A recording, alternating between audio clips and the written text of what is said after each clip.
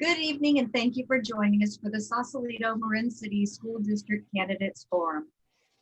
We welcome our viewers joining us via live stream on YouTube and encourage you to engage in tonight's discussion by submitting questions. I'm Kim Huff, President of the Sausalito Womens Club, and I'd like to thank the League of Women Voters of Marin County for organizing and moderating tonight's event. I would also like to acknowledge our community outreach partners for their input and assistance in promoting this event to the community. Marin Promise, Performing Stars of Marin, Play Marin, Bridge the Gap, and the Hannah Project. This year, the League of Women Voters is celebrating 100 years of realizing its mission to empower voters and defend democracy. Moderating candidate forums is an important part of their vision of a democracy in which every citizen has the desire, the right, the knowledge, and the confidence to participate. The League is a strictly nonpartisan organization and never supports or opposes individual candidates or political parties. Like the League, the Sausalito Womens Club has its roots in the last century and its wings stretched wide to the future. Founded in 1913 out of the struggle for women in Sausalito to have a voice in their community, the club's membership has focused since its inception on civic involvement, social and conservation causes. The club's involvement in Sausalito local government affairs has evolved over the years as women gained a foothold, not only in the voting booths, but in the halls of government. Like the League and everyone, we are using the newest technology to stay connected. Many of our meetings and events have become virtual or are live streamed as necessary, including our 2020 candidate forums. I would especially like to thank our club's civics committee for their dedication to our community and for working with the League to organize these forums. Our next forum in partnership with the League is the Sausalito City Council Forum this Thursday, October 8th at 7 p.m. Same format as tonight. Thanks so much for participating in our democracy. And now I'm pleased to hand the reins over to this evening's moderator, League member Susan Stomp. Thank you, Kim.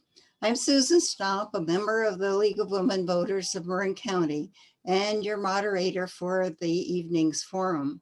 Thank you for joining us for this candidates forum hosted by the Sausalito Women's Club and featuring the candidates running for the Sausalito Marin City School Board District Governing Board. Thank you to the Sausalito Women's Club for inviting the League to host this event. We're honored to be here. Slide 1, please. And thank you to our community outreach partners, Marin Promise, the Hannah Project, Play Marin, Performing Stars, and Bridge the Gap. Slide 2, please. With me is League member Pat Becker as timekeeper. Off screen, we have Jill Sampson and Nancy Webster as question sorters, Dee Dee Butori and Nancy Bell providing Zoom support, along with the team from the Community Media Center of Marin. Thank you. The League is a trusted membership organization that encourages informed and active participation in government. We do not endorse or oppose candidates or political parties. In addition to promoting voter education, the League advocates for issues and may take positions on issues that arise in ballot measures. I would like to remind everyone that the candidates have all agreed to participate under ground rules for this forum. In order to ensure impartiality, it's the League's policy that candidate forum team members not live in the voting jurisdiction the candidates represent, nor be actively involved in a candidate's campaign. This evening's forum is being live streamed on the League's YouTube channel and facilitated through our partnership with the Community Media Center of Marin. This event is also being recorded and will be available on our website at www.marinlwb.org. Excuse me, Susan, could you please turn on your camera? The camera is turned on. It shows it's turned on. I don't know what happened. It's off here.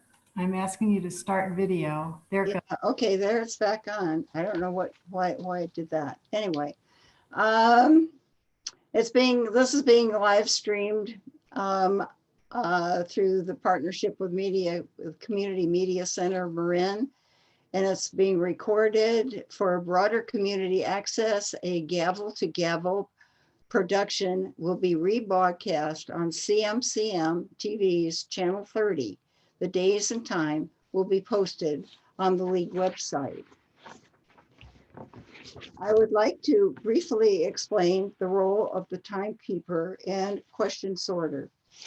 The time to assure our candidates stay within the allotted time, they will see a box designated clock. At the appropriate time, the box will turn yellow, indicating the candidate has 30 seconds remaining for their response. The box will remain yellow for approximately 10 seconds and will then go black. When the box turns red, the candidate should complete the sentence they are on.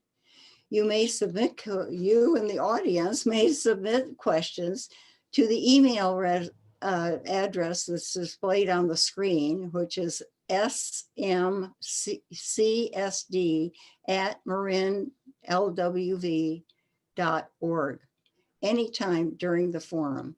Our sorters are on standby to review incoming questions. I want to assure you that the questions do not get censored. The questions, but these question sorters screen the questions to make sure there's not duplication or anything inappropriate. If you do not recognize your question, it may have been combined with other questions on the same topic. Slide 3, please. There are 4 candidates running for 2 seats on the Sausalito Marin City School District Governing Board, Governing Board 4, all of whom are with us this evening. Lisa Bennett, Jennifer Conway, Elena Maunder, Jasmine McGreen. Thank you. The candidates have been invited to make a 2-minute opening statement. After that, the candidates will each have 90 seconds to answer each question. To be fair, I will rotate the order in which they respond to the questions. For the opening statements, we'll begin with Lisa Bennett. Lisa, unmute yourself. Okay. All right, great. I'll start. Yes. The California Board of Education outlines the role of a school board trustee. A trustee sets the long-term vision for a community school, oversees policies and programs, hires and supports a superintendent, sets the direction for curriculum, establishes budget priorities, ensures accountability to the public, and is a staunch advocate for students. The role of trustee at this moment in time for our particular community also calls for deep understanding of systemic racism as we work to desegregate our school, especially now with the movement for Black lives so prevalent in our national discourse. What is being asked of a trustee now, given all of these layers of complexity, reflects all of my skills and relationships, everything I have to offer. I've lived in Sausalito for 24 years. I'm a CPA, a small business owner, and have served on the Desegregation Advisory Group and the Culture and Climate Work Group in our school. I hold leadership positions in many local organizations, including serving on the board of the Multicultural Center of Marin, a nonprofit run by and serving people of color with programs focused on youth and family empowerment, community resilience, and celebrates the arts of many cultures.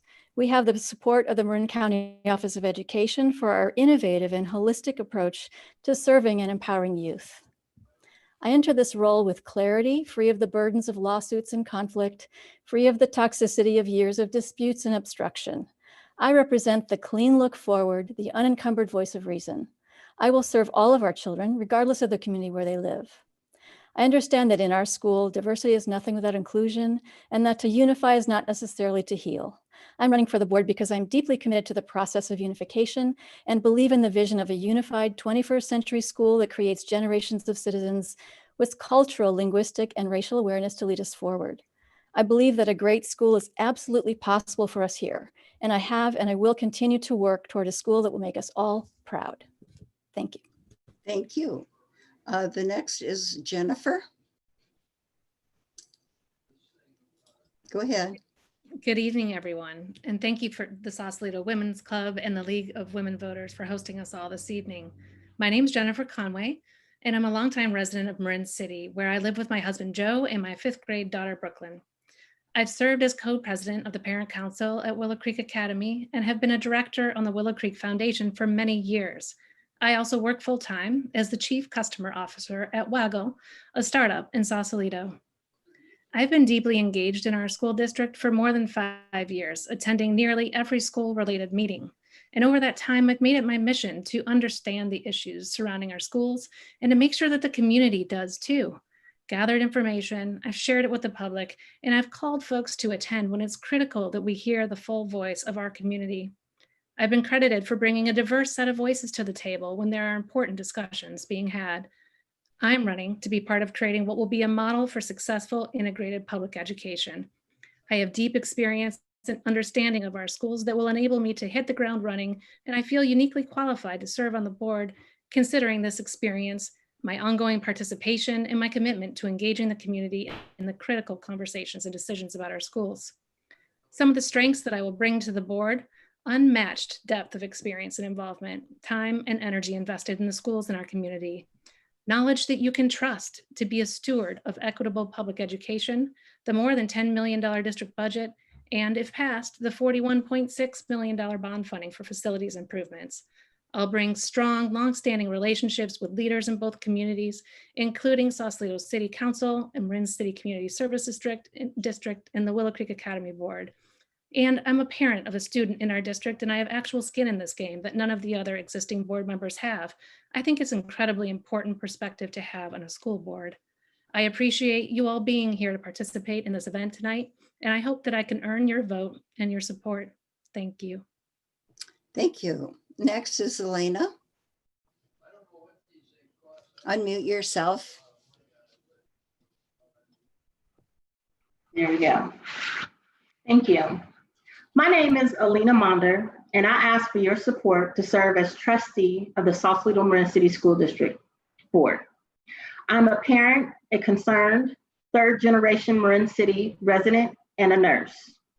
As a parent of 2 school-aged children and a lifelong community member, I understand personally the importance of being involved in public education and ensuring that it is accessible and equitable for all children living in the 94965.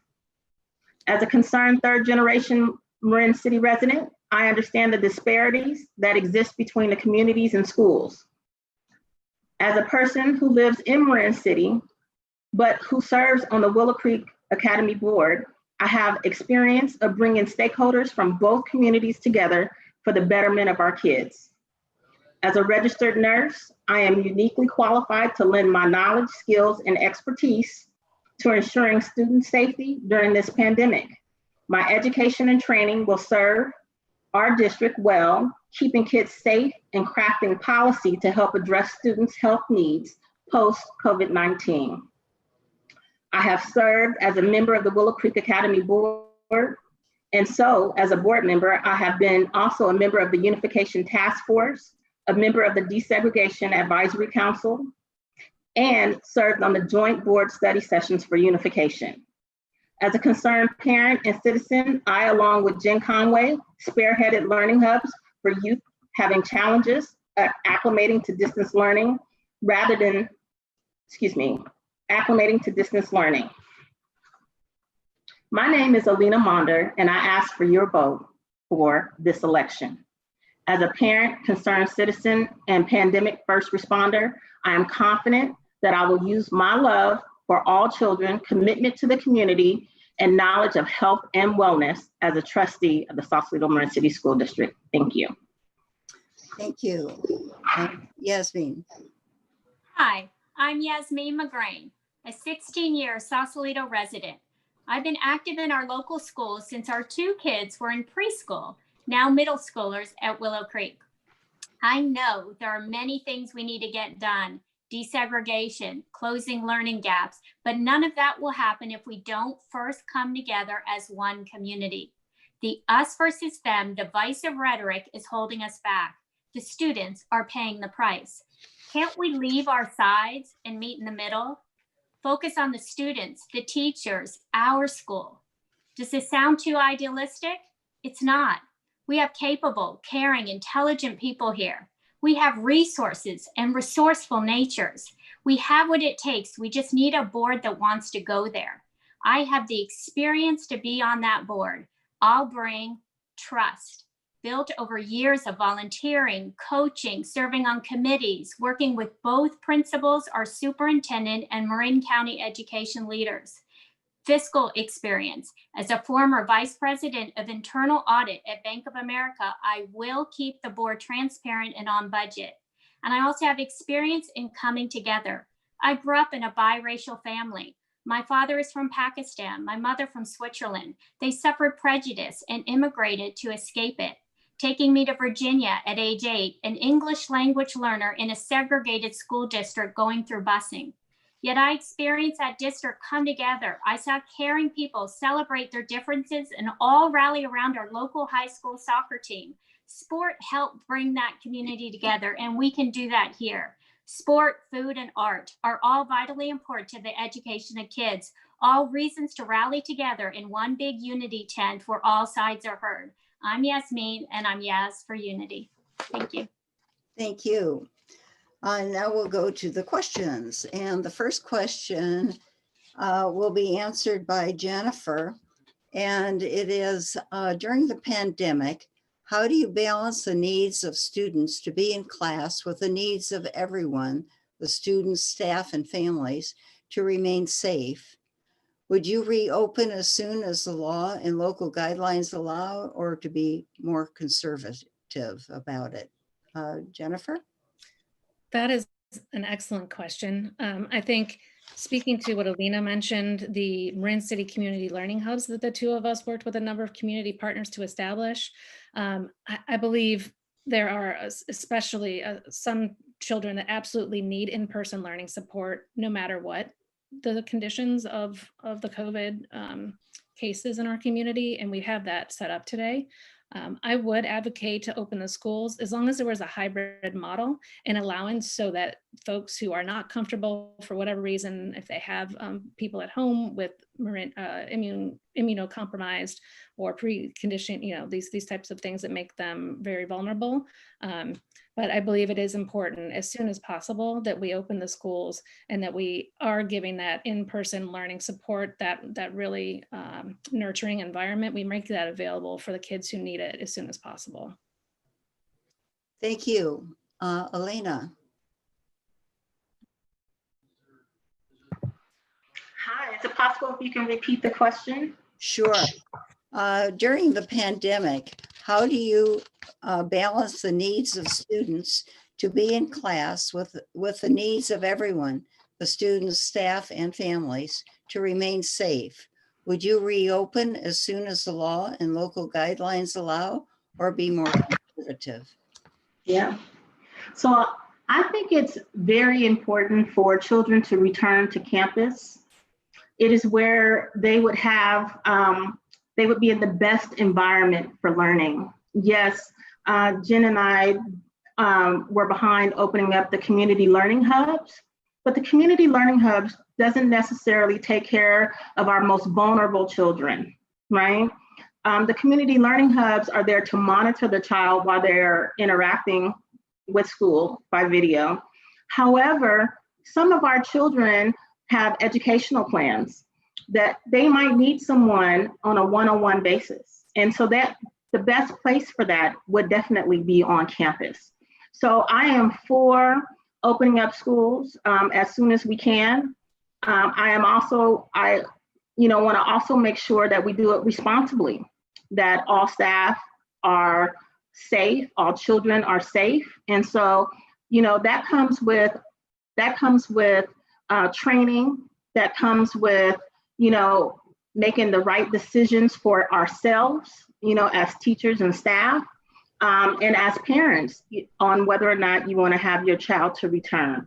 But the best place for a child to be is definitely on campus. Thank you. Thank you. Yasmin? Yes. My number one thing is safety. For safety for the students and safety for the teachers and the staff. And I would listen very closely, as I have on many joint board meetings and school meetings at both Bayside and Willow Creek that I participate in, and listen to what the principals and your superintendent are telling you.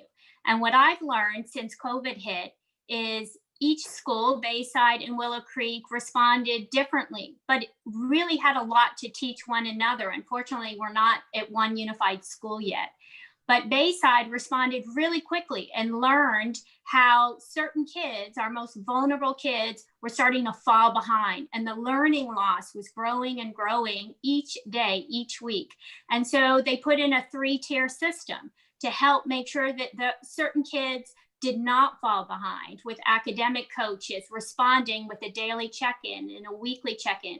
At Willow Creek, they really focused on making sure all the online learning was accelerated in terms of how they could provide that. And they've done an amazing job, like taking all the feedback from parents and from teachers. And it's a wonderful program, the online learning, but the kids have to get back to school. But we have to listen to our educators if it's safe. And if it's safe for the teachers and staff, we need to listen to them and make sure they feel comfortable coming back to school. We don't want to open and then shut everything down too quickly. Thank you. Lisa. Sure. I'm one of the owners of Drivers Market in Sausalito, and we've remained open during the virus. And believe me, in the beginning, it was there was very little guidance on what to do. We just overprotected our staff and our customers, and we continue to do so. So learning from that experience provides great insight into doing this elsewhere, believe me. I would say that we do have to bring the students back as soon as possible. Over the summer, Bayside MLK learned that about 70% of the students were doing okay with distance learning, but the rest were not. And so, as Yasmin mentioned, there was a 3-tiered system to envelop these students and offer them the support they needed. And the last tier was actually to bring them back on campus with a student success coach. And we had over the summer, we actually had, for the last 2 weeks of June and all of July, we ran programs for 80 students every single day for in-person learning.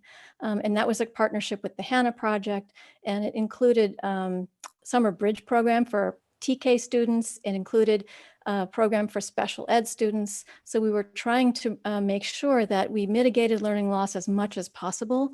And now we're doing some testing, and we'll continue to do some testing and assessment to see how bad it really was, and to then adapt even further to mitigate that learning loss. But to me, it's about safety, and it's about learning loss, and it's about learning and constantly improving and doing the best for all the children. Thank you. Thank you. The next question will be answered by Elena first. The question is, what strategies would you recommend to address inequality and racial disparity in district schools? What steps would you take to address racism, social justice, and equity issues? Elena? Thank you. We certainly have racial disparities in our educational system in our district. For many years at both schools, our Black and Brown children have fallen behind, and we need to address these achievement gaps. First, I would build a foundation that's built on solid ground. So when our children are adults, they can embrace diversity, equity, and inclusion. It is about true integration. Healing has to take place between both communities so that we can bring people together across racial lines. I strongly feel that if we offer classes such as racial humility, cultural competence, racial equity, that we can break this chain of systemic racism, and we can be that change agent and start to really foster genuine relationships between our communities. Thank you. Thank you. Yasmin. Yes, can you repeat the question again? Sure. It's what strategies would you recommend to address inequality and racial disparity in the district schools? What steps would you take to address racism, social justice, and equity issues? Well, first and foremost, I think I've been here for 16 years in our district, and there's just not enough bridges between Sausalito and Marin City. And like I mentioned in my opening remarks, things like sport, food, and art, where we travel within one another's worlds, we get to understand more about each other and really honor our differences as strengths. I started tours at Bayside MLK and at Willow Creek right before COVID hit, taking moms from Willow Creek and dads to Bayside, traveling through another world. You really get to see the segregation at Bayside. And then also same with Bayside families coming to Willow Creek. I do think for the children, though, the students, we need to reimagine our public education system. It's a huge opportunity for us to lead our nation, having teachers of color, looking at things through a racial equity lens, working directly with our wonderful community school to close this opportunity gap. And also my husband has been a longtime tutor at Bridge the Gap College Prep, and he comes home all the time and tells me how fantastic and rewarding and joyful it is. And how can we expand the mentorship of that into something phenomenal that helps us all kind of help uplift the kids that really need it, but also help all of us really develop this compassion and this understanding to make our world a lot stronger as one. Thank you. Lisa. Sure. I think one of the most interesting and amazing things to address racism, social justice, and equity issues is the plan to start a pre-K TK program. Studies show that early intervention, especially for minority students, is a big impact in how well they do in school later. So if we start an amazing preschool program at our school, that will do a lot to mitigate potential differences down the line. I also think that unification in and of itself will help to address racism and social justice issues, because it will put these communities together and allow for a conversation about racial justice and about race and racism. And I've certainly done a lot of facilitation of those types of conversations myself as a member of an organization called SURGE, which is Showing Up for Racial Justice, focused on the strategic role that white people play in dismantling systems of racism and oppression. So I'm very, very capable of holding those discussions and facilitating those conversations, and have actually done it within our unification process with a white affinity group that I started working with prior to the COVID. And I think that another thing, I look at the gift of the Attorney General's mandate as a gift, because it's forcing us to do this work, and it's long overdue, and I'm leaning right into it, and I welcome everyone to join me. So thank you.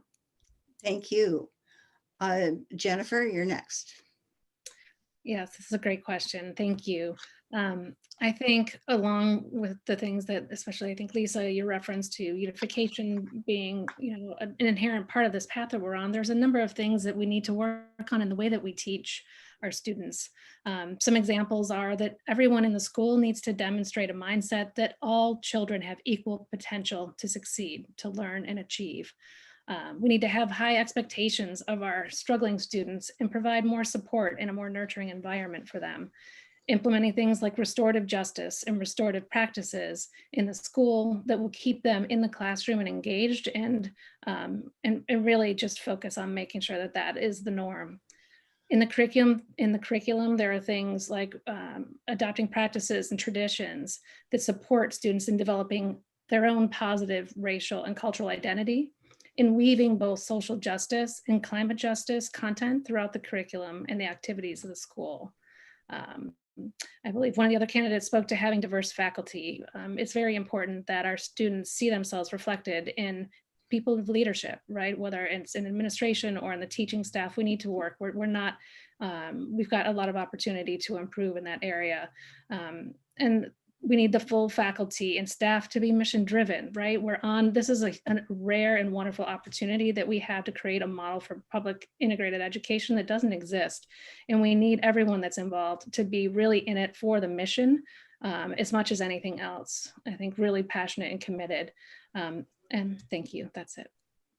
Thank you.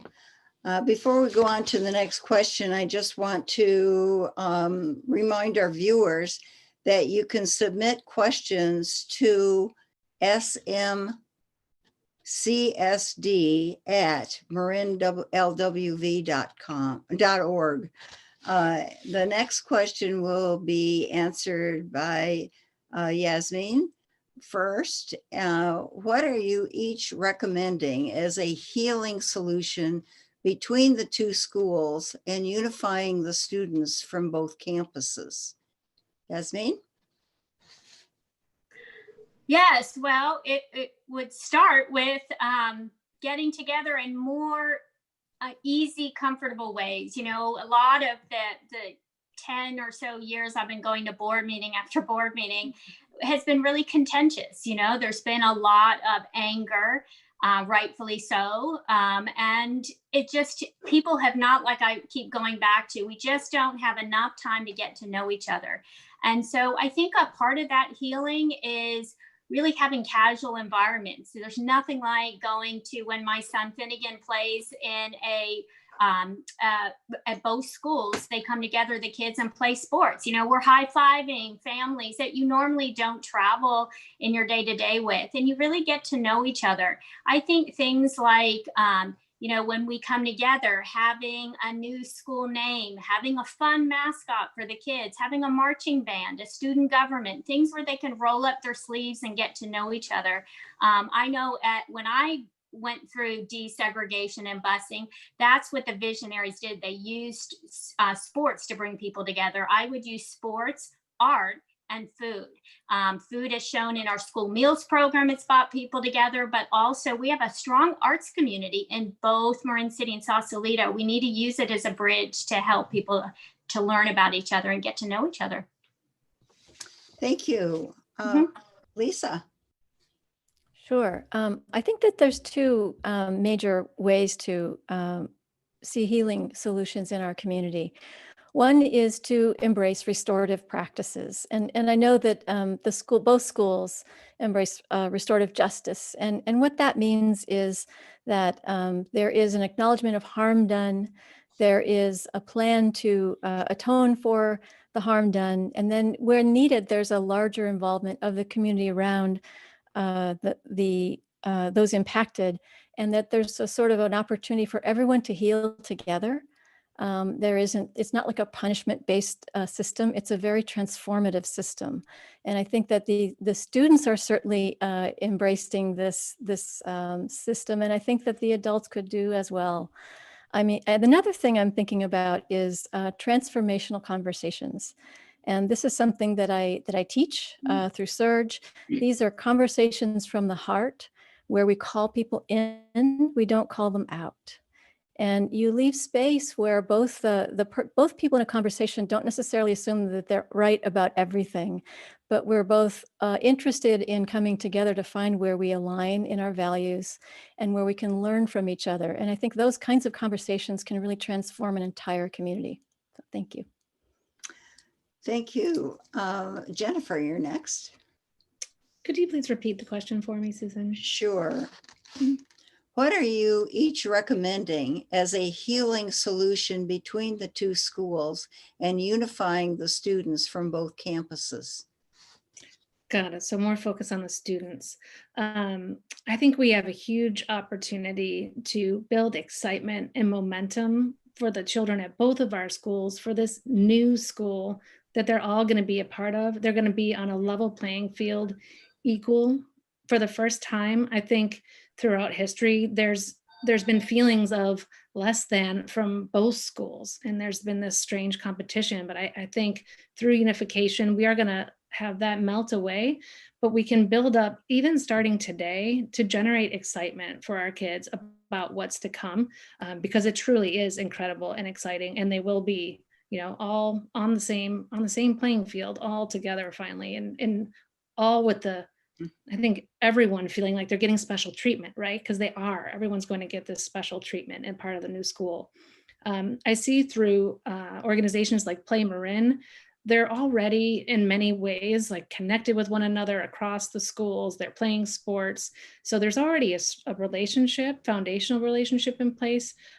So I think if we can start to set some sort of socially distant opportunities for kids to come together and in a way that they're thinking about, hey, what's it going to be like in this new school?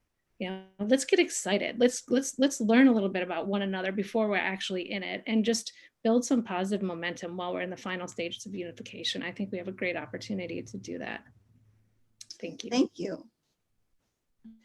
Alina. Yes. So in my current position as a nurse manager, every day I come to work and I lead morning huddles in each of my areas. Our huddles are based on our current experiences and how we can make our units more equitable for our patients.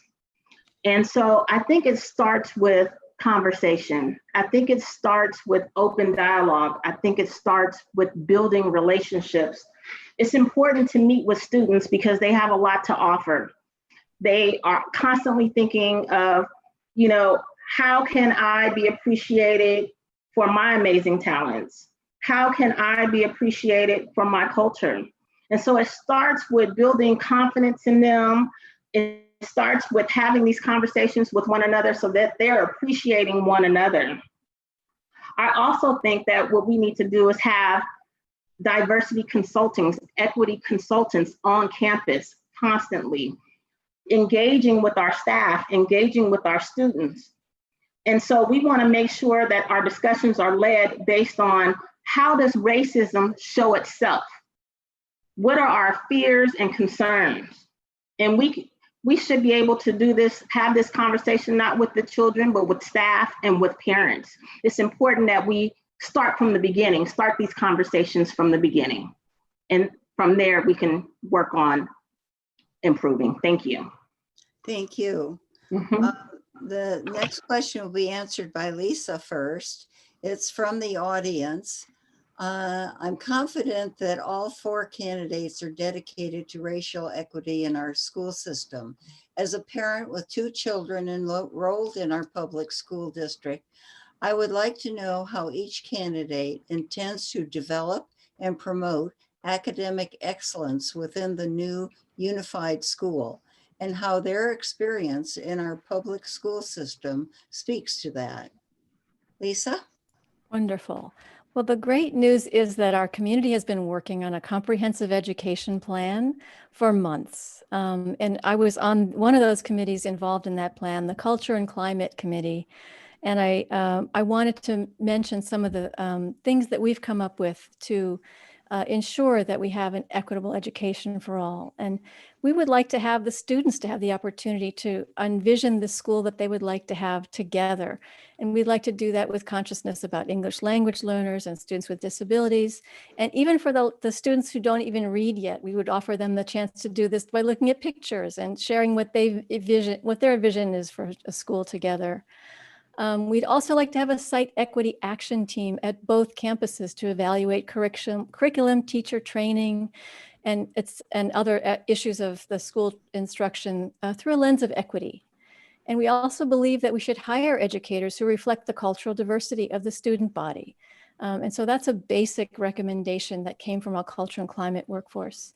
And I think also with our curriculum, the curriculum team designed a beautiful educational plan with 6 pillars of curriculum, which are really exciting. For example, including Indigenous wisdom and including climate crisis as an opportunity for learning, as well as offering the trades to students as part of their educational opportunity. So it's a wonderful plan developed by the community for the community, which I think is really inclusive and holistic and will lead to equity. Thank you. Thank you. Jennifer? Yes, thank you. So I think in addition to things like ensuring that we have really well-seated restorative justice and restorative practices in place so that we're maximizing the time in the classroom, that we're holding everyone to a high standard. My daughter told me a story. She's in competitive soccer this year, and she was in development last year. And we asked, what's the difference? It's quite a bit more expensive. What's the difference for you? And she said, you know what, in development, they would teach you certain things, but if you didn't do it, it was okay. In competitive, you're expected to do it. And she's doing it. So it's really a matter of like, what are we expecting of our kids? I think we can really hold them to a high bar, and they will strive and they'll achieve that. I've also spoken to the Willow Creek Academy Board as of late to make sure that we have concrete plans to ensure that our students not only catch up from learning loss, but that they are really exceeding grade level standards. I want to make sure that we have leading indicators, that we have ways of understanding where our students are today, and that we have strategies to ensure those that are behind in the academics are brought forward, and that those that are on accelerated path have the challenges that we need in place. So leading indicators, ongoing tracking, transparency with our community, and really commitment and energy toward ensuring that everyone is up to grade level and on the path that they need to be, I think is incredibly important. Thank you. Alina.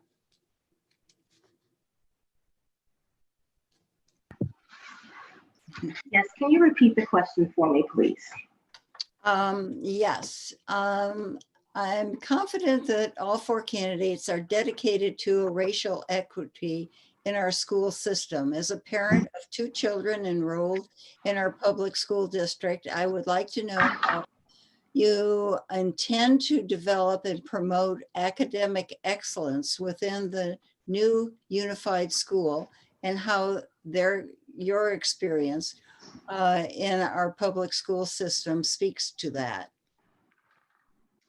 Yes, I believe it starts with making our classrooms equitable. So equitable classrooms, meaning that everyone has equal access to resources, that we continue to have post-pandemic smaller classroom sizes, that we improve our curriculum for our children, and that we incorporate what's best from both campuses into the classrooms, and that we have, that we make sure that we recruit and support and retain our staff.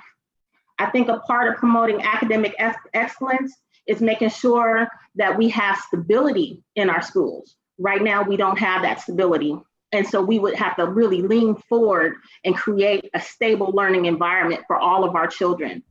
For those that are behind, for those that have been behind and neglected, specifically our Black and Brown children, we really need to invest in them, invest in making sure that they're learning, invest in how, creating training for our teachers so that they know how to teach to our children. So, everyone learns differently, and we just have to really make sure that our teachers are trained and able to teach to everyone. And I know that everyone wants to make sure that our children are successful, and I believe that we can get there. Thank you very much. Thank you. Yasmin? Yeah, I think for me, one of the things, not only do I say this, but research shows this, and I think Lisa alluded to this, is early education is critical. It really, a lot of, for students to find their way in life, especially having high expectations for themselves, starts in pre-K, in TK. If we invest in that area of education for kids, getting them to keep staying curious, to have a love for learning, then it really helps them throughout the later stages in life. There's actually a lot of research that shows less costs go into interventions later. I also think that we have an amazing opportunity to harness the volunteerism within our community. There are so many families at Willow Creek, I know specifically, that love to roll up their sleeves, be in a classroom, help with differentiated learning. The Bayside principal, Principal Fanan, said, we want to unify because there's so many families that can actually help. We'll give them the packets. We'll give them the materials to help us as teachers help every kid meet their own expectation of excellence. And I think that's also another thing I learned just recently was like, you have to meet students where they are today, meet families where they are today. And so academic excellence is different for every child. Some kids like to learn outdoors, some in all different ways. And I think it's really important that we build a plan that it works for every child. Thank you. I just wanted to remind the viewers again that you're invited to submit questions. The questions would go to smcsd@marinlwv.org. And the next question will be answered by Jennifer first.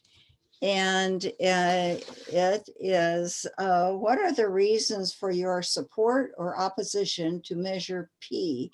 And what is your position on oversight of how that bond money will be spent if the measure passes? There was another question related to that came up from the audience that do you anticipate the future enrollment will necessitate 2 campuses, both of which are planned for renovation under the bond? So basically, do you support or oppose the bond? And how do you see it being spent, taking into consideration whether the population will require 2 campuses again? So yeah, that is for Jennifer first. Got it. So, you know, in the short answer, do I support the bond? I do. I support the bond because our current facilities, especially the Nevada Street campus and some of the modular units at the Bayside MLK campus, are just beyond repair. And there isn't an alternative plan to get us the funding that's needed to make just foundational updates to make them safe places to have our children in school.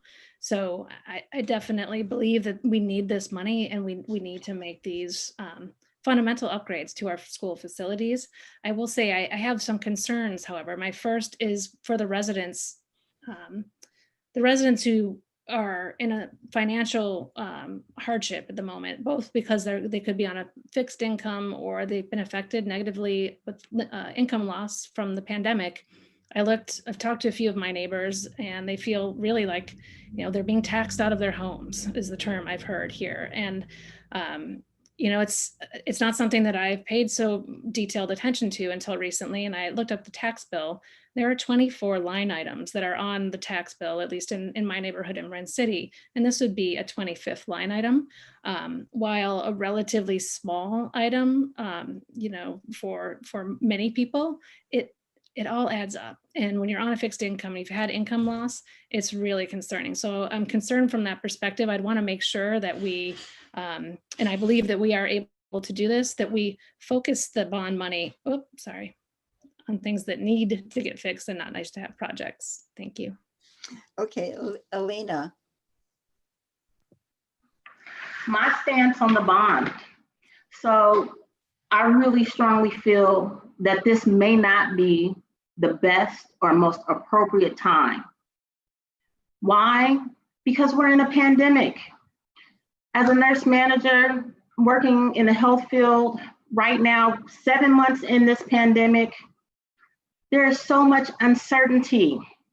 There's so much uncertainty. I just had to repeat that because I really wanted to be heard. You know, I look at on a daily basis people who have been affected by this pandemic. They come in, they talk about it, their lifestyles have changed. And then within our community, there are several people who have lost their jobs. There are several people with food insecurities. We're constantly giving them food, handing it out from Bayside MLK. You know, our community has been affected. Our county, our unemployment rate has risen, has stabilized around 8%, which is almost double what it was before. So we really have to think about why we would want this bond. Is it the right time? As well as I had some other concerns about the Oversight Committee. I don't think it accurately reflects both our communities. Yes, it does say who they would have on this Oversight Committee, but that doesn't include the residents. Can we change that? Can we ensure that we have residents? Thank you. Thank you. Yasmin? Yes. So when the bond was initially discussed, I did all my homework. You know, I was open-minded, wasn't sure which way to go, read all the documents, asked lots of questions of people in charge. And my position is still yes, from the beginning to now. I haven't changed. It's been 16 years since we have had a bond for our schools. And I have a business from home, so I get the opportunity to spend a lot of time with teachers and staff in classrooms. I see the deferred maintenance at the Willow Creek campus. Kids and teachers should not be in classrooms where some of the windows don't open, the roof leaks at some of the portables at the Bayside campus.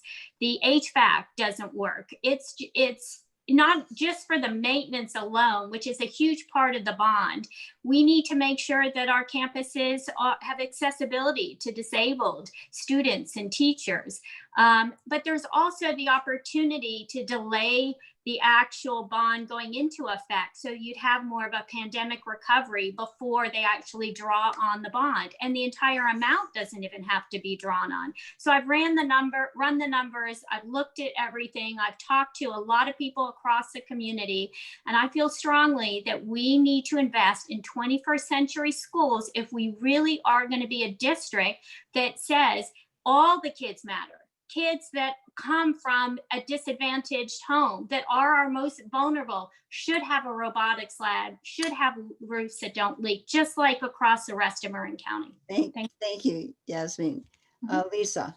Sure. I support Measure P. And I think it's after a lot of community input has already happened, after I've taken a look at the detailed schedules of what work needs to be done.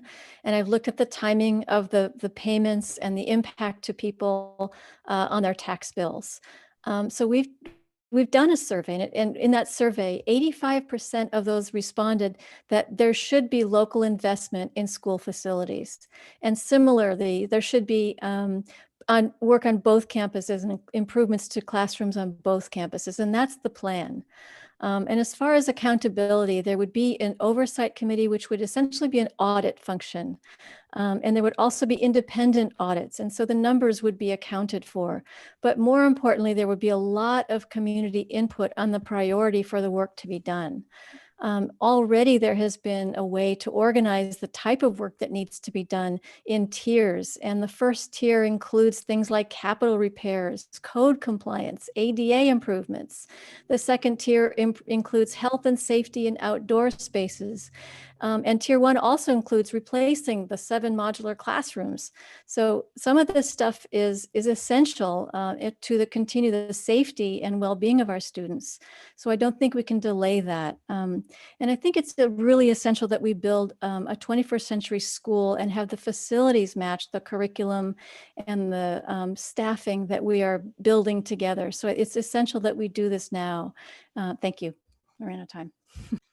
Thank you. The next question will be answered by Alina first.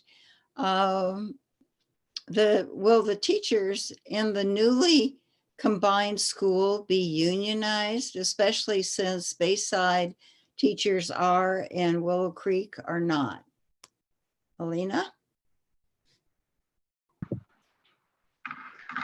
So the decision about whether or not we'll be a unionized school is still under discussion. So we are continuing to meet about it in our joint board meetings. We have talked about it several times in our unification task force over the past year, of which I participated on weekly meetings. We just haven't determined what is the best course. So we're looking at both options right now, and we want feedback and input in these meetings. So I really invite everyone to come. Our next joint board meeting will be tomorrow. And it'll be good for your voices to be heard. So once again, that has not been determined yet. We have had discussions, but it has not been discussed yet. Thank you. Thank you. Yasmin. Yes. So I, like Alina, have been to, I think, every unification task force meeting, which is a lot, and as well as a huge amount of the community. And I respect that both boards and our superintendent has done the diligent work to evaluate a traditional school, a hybrid school, an all charter school, and some other combination. And I've seen every heat map and every document on this. And I draw from my own experience. When we immigrated, like I said, I was 8 and I went to a large public school, and they brought this community together. They uplifted teachers through salaries, through union salaries. And it was a phenomenal experience. And I believe after evaluating everything, we need to move this train forward and go forward with a public school. We're a nimble district. The teachers at Willow Creek are not getting paid at the level of what they would in a union, on a union scale, and they deserve it. They're extremely dedicated, loyal teachers. And I think that in a traditional school, we can still, the curriculum still incorporates a lot of what Willow Creek loves, the project-based learning. And I think that it should be a union school in a traditional model. And I think someone's got to make the decision, because we're losing families going back and forth. It's been a year, almost a year and a half now of discussion. People just want clarity, and the polls and the groups that parents have said traditional is a #1 choice. We need to move forward. Thank you. Thank you. Lisa? Sure. I think that as we unify, we have to look at this. The teachers at the public school at Bayside MLK are represented by a union, and the trustees' role, one of the trustees' roles is to oversee the collective bargaining agreement, and that work is done between the superintendent, the board, and the union. So I think a trustee holds a key role in negotiating both what exists now and what can exist together. Should we unify as a one of the ways to do this is as a whole, and the word's traditional school, but that means, a public school, no charter school. Then the teachers at the charter would have the ability to choose whether or not to join the union, but those benefits would be available to them. And I think that's really important, that we value our teachers and we give them the opportunity to make a decent living and have decent benefits. I think it's really important. So as a trustee, though, I realize I'm one component of that negotiation, but I do believe that we need to value our teachers, and that's something that I always will support. So thank you. Thank you. Jennifer? Could you repeat the question, please, Susan? Sure. Will the teachers in the newly combined school be unionized, especially since Bayside teachers are and Willow Creek's are not? Got it. So I guess that's more of a factual question, and Alina gave the best possible answer. It's not determined, it's in discussion. And so, yeah, it's not a matter of should, but will it, right? So we'll see. And I too really encourage everyone to join these joint board study sessions, the next one tomorrow. They're really incredible opportunity to see the two boards really working together. You can see the culture that is really become strengthened between the two boards, and you can see the really productive conversations happening. So I think from any aspect, whether you're interested in this topic, I think anyone who has the time should please join, make the time, be part of the conversation, and have your point of view shared so that the decision as it's being made is the best informed it can be. Thank you. The next question will be answered by Yasmin first. And the role of school resource officers has been changing in Marin schools. What's your view on the use of SROs in the Sausalito Marin City School District? Yes, so I actually believe that in our district, and I checked with our superintendent about this, we don't use them in our district. And the reason is we have counselors and social emotional trained folks. We have coaches, success coaches in the classes. And so, and through the effort of the community school that is really helping to support the kids that need more support. that is a much more loving, a much more way of meeting kids, like I said earlier, where they are, versus having more of a negative effect on children by having outside resources come in and sort of manage issues that may be having in a classroom or with a student in particular. And so I like the way I learned a lot through participating in Willow Creek with the development of the restorative justice program. And it really is a positive way of having kids make good. If something happens, that they can make good on it and do better. And it's shown a huge amount of lowering of suspension rates and negativity and issues in a classroom. And so I look for always the positive solution. And I think the way our district is working through this issue, I think is a good one. So I support not having them in our schools. Thank you. Lisa? Great, thank you. This is a wonderful question, and one I'm actually fairly deeply involved in my work with Surge Marin. We don't have a school resource officer at Sausalito Marin City School District. And I'm glad that we don't, because I think that when you listen to the voices of Black and Brown youth who've been impacted by school resource officers, you can really understand how unjust the system is, and how quickly mental illness becomes criminalized, and how quickly students see a different application of discipline if you're white or if you're not.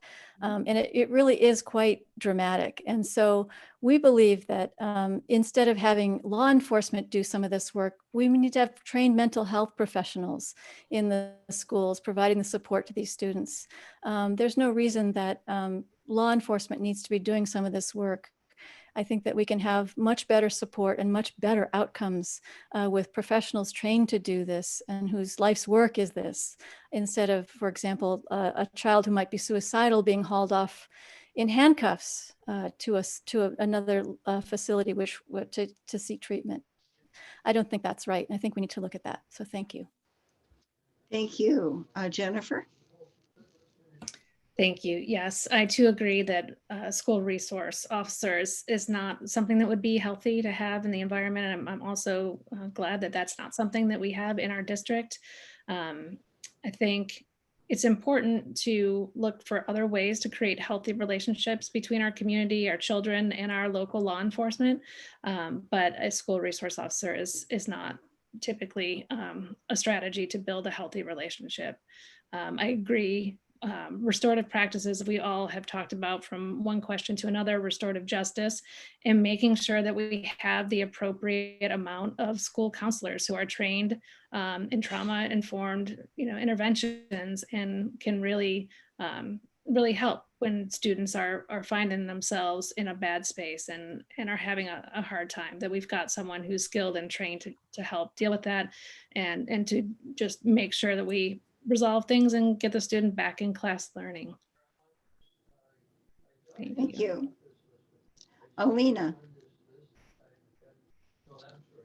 Thank you. For years, some of our children that need additional emotional services have been labeled. They've been labeled and identified as bad children, as garbage children, as, children who don't know how to behave in classrooms. I definitely am not for officers on campus. Our children need love and nurturing. What would work best for our children is to have social workers on campus, to continue the restorative justice programs that exist at both schools right now. And then to continue an engaged conversation with the child. Jen mentioned the trauma-informed processes.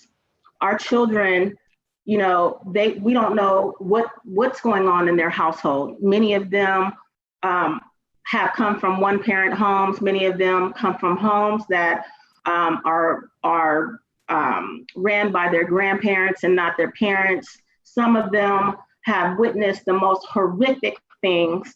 And so we need to be able to understand more about each child, not punish them.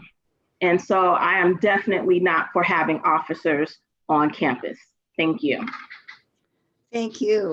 Now, the next question will be answered by Lisa first. And it's kind of long. The question isn't, but there's a preface to it.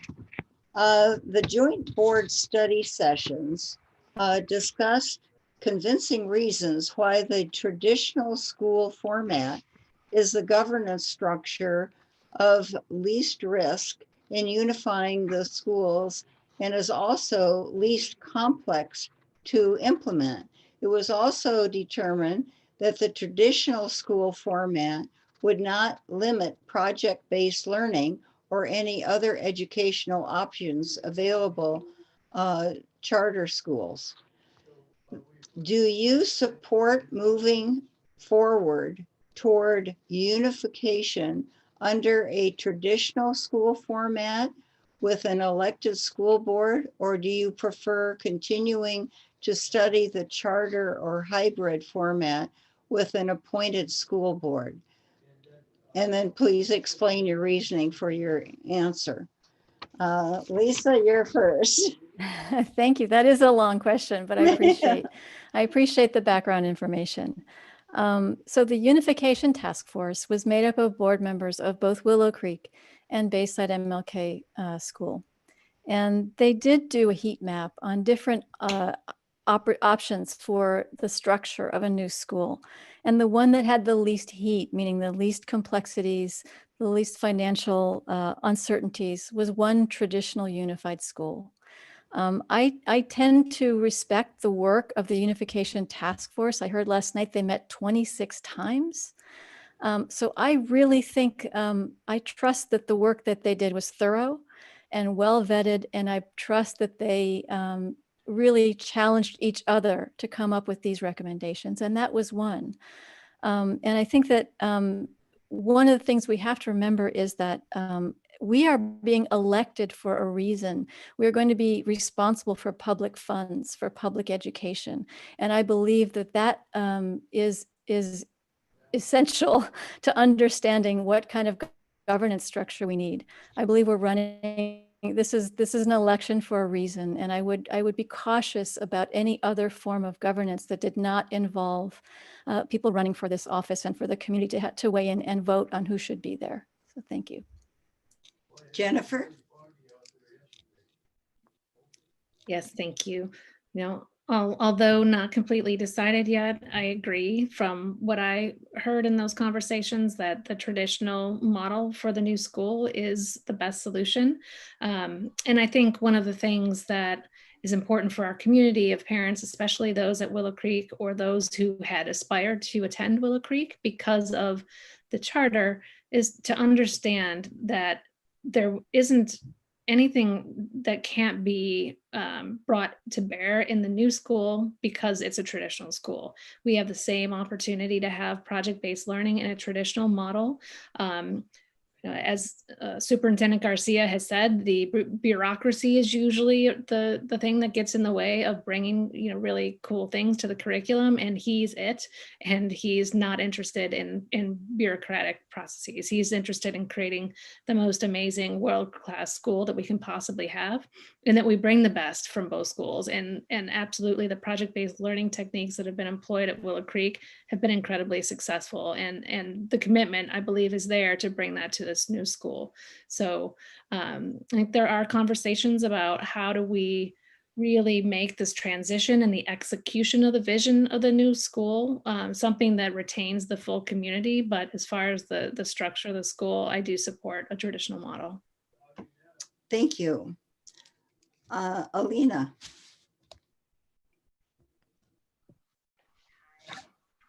So I firmly believe in unification. I have sat on the Unification Task Force for the last year, meeting for several hours with Dr. Garcia, as well as two current trustees of the Sausalito Womens City School District Board, and three total with myself, Willow Creek board members. We met, we talked about, we spent several hours talking about what would work best: traditional, hybrid, full charter. We talked about these areas several times. So I want to remind everyone that we have been mandated by the Attorney General to desegregate. And unification is the best way to do that. I am strongly for unification, not just for that reason, but for our children, because I believe that is what's best for our children in both of our communities. So whether or not it's traditional or hybrid, our main concern is coming together and making sure that we offer our children the best educational environment. So thank you. Thank you. Yasmin? Yes, so I agree with what Alina and Lisa just said. You know, I am 100% unification. I am 100% after looking at everything and from my own experience, traditional school. I'm 100% the adopting the comprehensive education plan that's put in place. It includes things that Willow Creek families, we're a Willow Creek family, love, like project-based learning. It's all been worked in there. The teachers, I've been on many unification task force. I was on the desegregation advisory group. All this input over a year and a half has been put together in this document.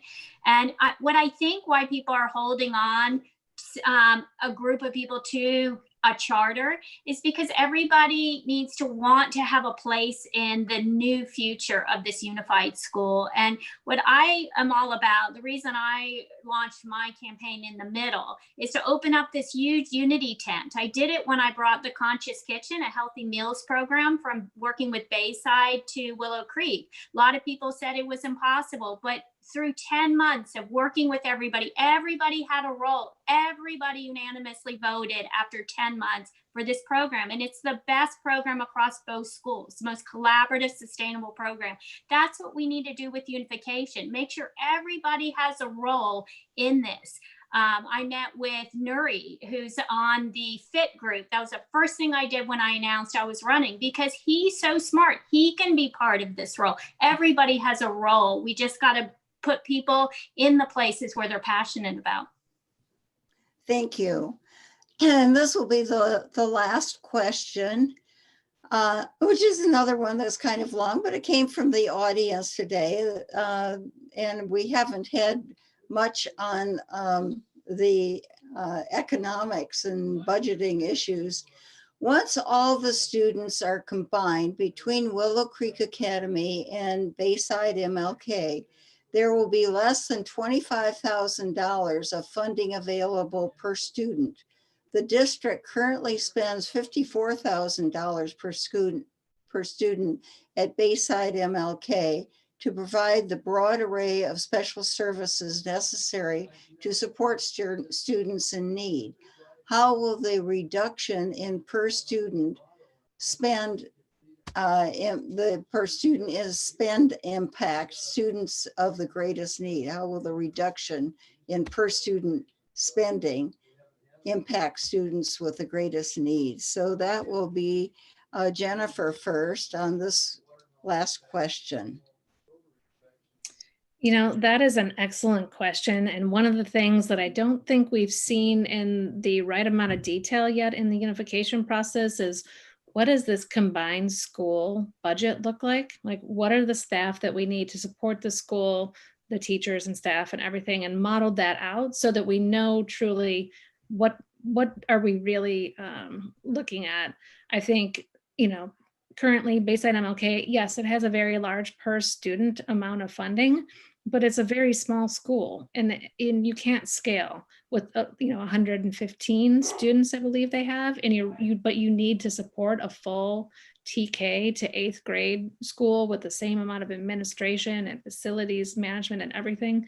So I think I feel like the funding that we have is robust, and I feel confident that the superintendent, along with the board, will be able to put a plan in place that will leverage that budget in a meaningful way. But it is something that I look forward to seeing a little bit more detail on from these joint study sessions here in the next couple of rounds. Thank you. Alina.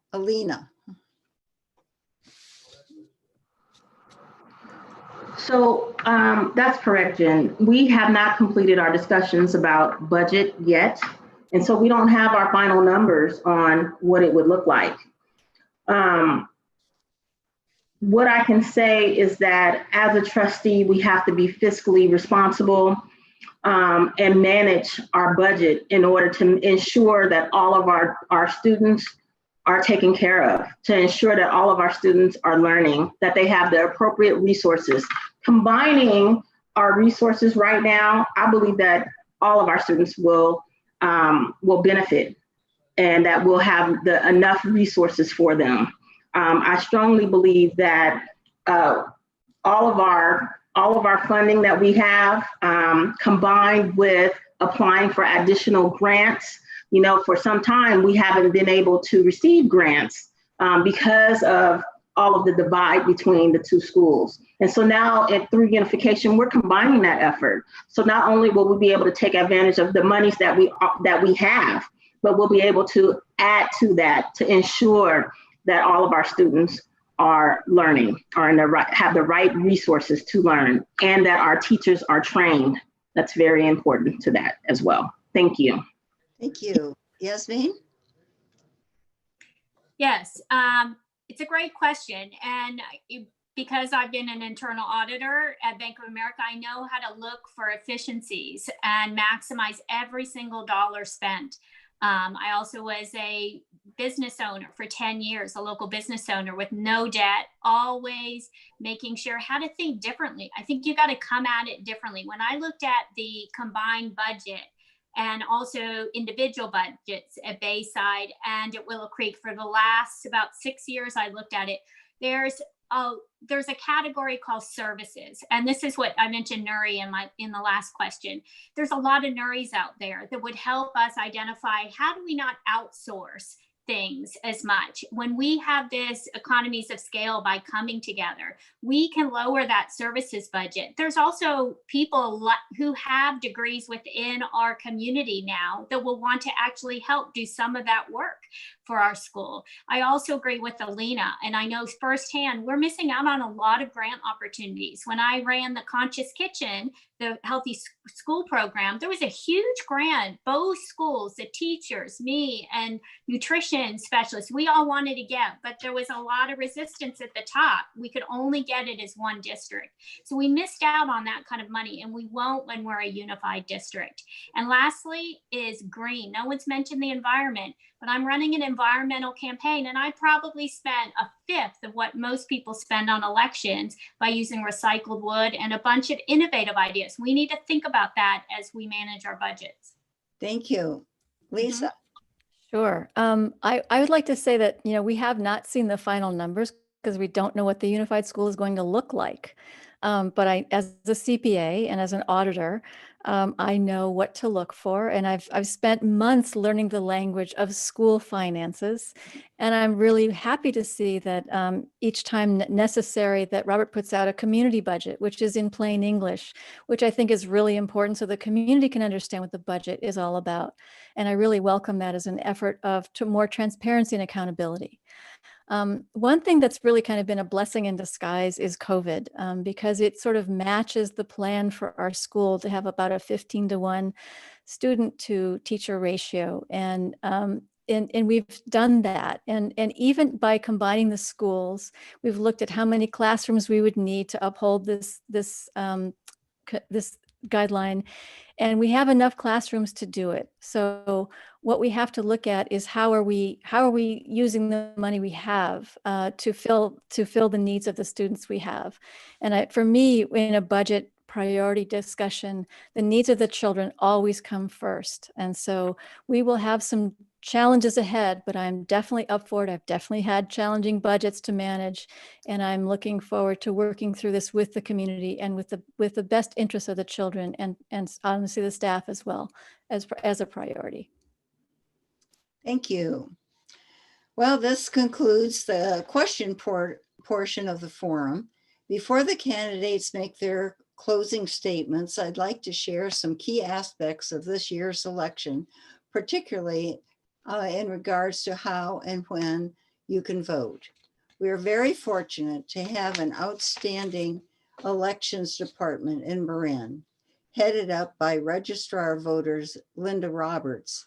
The League wants to assure all Marin voters that this election and the counting of the ballots is being conducted with the highest level of security, honesty, and integrity. November 3 is election day. You have until October 19th to register, after which time you will have to go to the elections officer to register in person. Due to COVID-19, the state of California has implemented new, broader voting opportunities in order to promote public safety, provide expanded vote by mail options, as well as in-person voting. Slide 4, please. Voting by mail will be the safest way to vote during this pandemic. And to avoid lines at the polling places, vote by mail ballots were mailed out yesterday. All active registered voters in Marin County will automatically receive a ballot in the mail. There's no need to request one. Vote by mail ballots were mailed out this week, and you can start voting by mail now. Today was the first day of voting. By dropping off your completed ballot at any one of 12 secure drop boxes located around the county, or at the elections office in the Marin County Civic Center, or at a U.S. post office. To be counted, returned ballots must be postmarked no later than November 3rd and received at the election office no later than November 20th. Please note that Marin County pays the postage for all returned ballots. Slide 5, please. There will be fewer voting places for this election as a result of the recent legislation. Voters choosing to vote in person will be assigned to a polling place that might be different from past elections. Your assigned polling place will be printed on the back cover of the voter information guide that you receive in the mail. Polling places will be open for 4 days, October 31st through November 3rd. There will be 29 consolidated polling places in the county. Your ballot will indicate your assigned polling places. You can vote at the elections department in the Civic Center starting October 6th during regular business hours. Masks and social distancing protocols will be required at all polling places, and a limited number of people at any one time will be allowed in the polling place. All voters should make a safe voting plan now so they are prepared when their ballot arrives. For more information about Dropbox and polling locations, go to www.marinvotes.org. Thank you.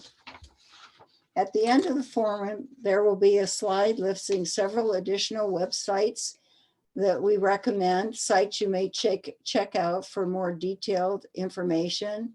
And now the candidates will make their closing statements of 1 minute. We will go in reverse order from the opening statements, and we'll start with Yasmin. Go ahead, Yasmin. Okay, great. You learned tonight that these ladies are all great. I would love to work with any of them to get it done. We all need to come together for positive change, for our school community to be truly unified. And I have the experience to help us get there. I'll bring trust built up on both sides, fiscal experience to help the board be transparent and on budget, and environmental advocacy. As a former World Wildlife Fund board member, I know our planet needs all these kids to be environmental stewards. As I said, this is personal for me. I'll draw from my broad experience to make the experience for all our students that much better. Let's leave our sides and meet in the middle in a big unity tent where everyone will be heard and everyone can belong.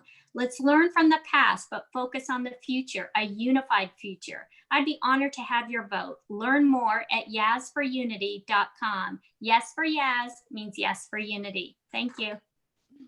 Thank you. Alina. you. It has been a pleasure having this opportunity to share with you why I'd like to serve as a board member of the Sausalito Marin City School District this evening. In closing, I'd like to leave you with what my commitments are to the Sausalito Marin City School District and our communities. I commit to unifying Bayside MLK and Willow Creek Academy. I commit to putting policies in place that close the achievement gap. I commit to ensuring that Sausalito Marin City School District children have first-class resources and teachers. I commit to ensuring the health and safety and welfare of Sausalito Marin City School District kids post-COVID. I commit to using my knowledge, skills, and abilities to providing the best education for families and communities of Marin City and Sausalito.